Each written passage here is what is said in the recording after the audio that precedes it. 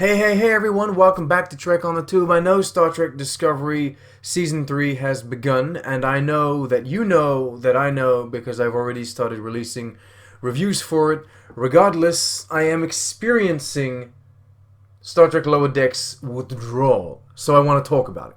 I need to talk about it. I need me some Boimler, I need me some Mariner, I need me some bloody Tendi and some Rutherford. I need me some Shax. Alright, that sounds weird, but I love these characters and I want to talk about them, so Star Trek Lower Decks Season 1, here is my full review. I know I addressed some things in my final episode review, but just like with all the other shows, I need to do a season review, and it's better to do it while it's all fresh in my mind. Fair warning, this video will be full of spoilers, so beware. Also, I will not be doing much speculation on Season 2, I really do just want to focus on what we got, what we saw. So here we go. Star Trek Lower Decks Season 1. The first animated Star Trek show since the 1970s. How was it? Well, I think it's safe to say it was amazing. I was blown away. Because it was exactly what I wanted it to be and thought it would be. Okay, I'm lying. I was expecting much less of the bridge crew and a lot more plots based around the fact our four lower deckers didn't know what the hell was going on. So it wasn't exactly what I was expecting, but damn, was it what I wanted. This first season was, in my opinion, the best first season of any Star Trek show we've ever had. And I know it's hard to compare a 20-minute animated show with a 10-episode first season from 2020 with, say, a 50-minute live-action show with a 30-episode first season from the 1960s, but I truly do believe it was the best. It accomplished so much in so little time. I got nothing but respect. Here's the thing. Star Trek has a rocky history when it comes to first seasons, so even the ones that are kind of meh end up ranking pretty high. This isn't meh, and it's not just above meh either. You know, this is great. This season was great. For starters, one big thing is that the show isn't heavily serialized. Yes, there are character arcs and story beats that follow through from the beginning of the season to the end, but the show remains episodic in nature. Anyone can jump in at any point and get a quick grasp of who the characters are and how the group dynamic works. Now, I'm not saying serialized Star Trek cannot work, but from what we've seen so far, big overarching plots have a tendency of weighing down at least the early seasons and even overshadowing any possible character development.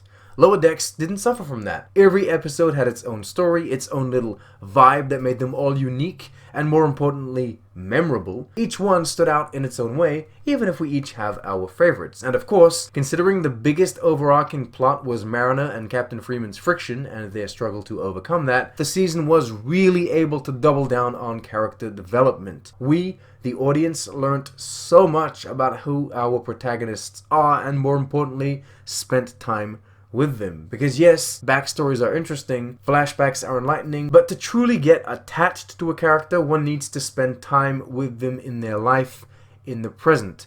All of those moments in the bar or repairing the shuttle together, they were perfect. The kind of thing you take for granted in the moment, but reminisce about once it's all over. Notice I'm talking about the crew of Lower Decks as if they were my friends, as if I knew them personally. I do that with Star Trek Voyager, I do that with Star Trek The Next Generation, and in my opinion, that is a clear sign of success. So, the overall structure and multiple stories that the season delivered were great. So were the characters, even if that sitcom style pushed them to extremes sometimes. But what about the rest? The animation was beautiful. A fantastic blend of traditional 2D and 3D that helped bring to life very emotive expressions as well as breathtaking landscapes and space shops, not to mention the ships and the stations.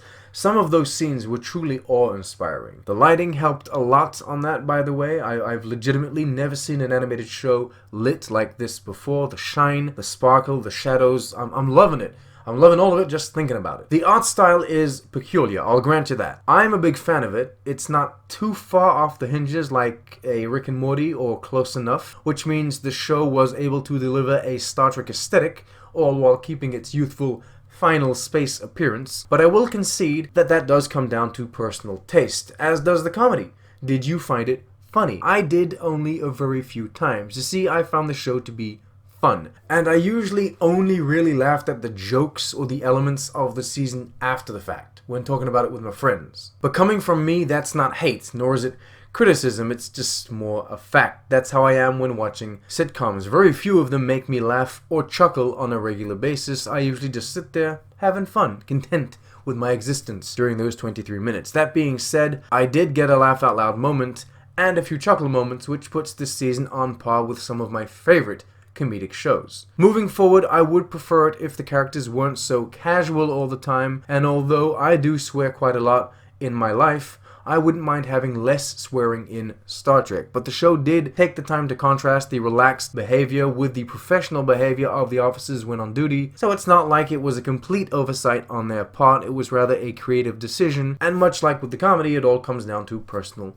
preference. Honestly, I don't really know what more to say. I'm truly stunned by this first season. I'll tell you what, there were so many Easter eggs and references that maybe sometimes I wonder if that was done because on some level the people behind the show were trying to prove that they know their Star Trek. And so yes, sometimes all of these references were a bit much, a bit overwhelming. Like, do we need so many all the time? But I'm nitpicking here. I'm going out of my way to find complaints that I probably wouldn't spend too much time talking about if I didn't do videos online. And maybe season 2 will have less references. Maybe season 2 won't, go so hard on the Easter eggs, because now that the people creating the show have proven to us they know their Star Trek, like they clearly know what they're talking about, maybe they won't feel the need to put so many in. Okay, all that's really left to say is Lower Decks Season 1 was a great watch and an extremely fun ride. It was great seeing the Star Trek universe through an animated lens again, and every aspect of the show was so balanced. Yes, we got that traditional sitcom push it to the limit style, especially with Captain Freeman or Tendi, where their attitudes or actions were completely played up just for comedic purposes, but on the other hand, as we said before, there was a lot of character exploration and self-discovery. Balance is truly a word that applies very well to this first season. I mean, people were afraid we were going to get another Rick and Morty, but absolutely not. Absolutely not. Star Trek Lower Decks is its own thing in every right, and it is so because it beautifully balances that modern animated comedy style with the Star Trek universe of the 90s we've all come to know and love. I felt so at home watching this show, truly. And then, of course, we get all those spectacular guest appearances from Q to Riker to Troy. And you know what? It didn't feel like mindless fan service. I know a lot of people are going to scream out, it's all fan service. No, it's not. It was world building. Of course, it pleases the fans, but it's world building. It's solid world building, and it felt seamless, which is truly not something that's easy to pull off. The music is also great on this show. The voice acting, I've said this countless times in my episode reviews, is impeccable. I mean, the actors did a fantastic job, and whoever cast them, thumbs up to you, seriously. The visual continuity was respected. It was all of it. Everything. It was all great. It was all fantastic. And I'll tell you what, it was such a bold show as well, because the things that they did in that final episode, they were so brave and so bold. And I know I said I'm not going to speculate too much about Season 2, but I will say this.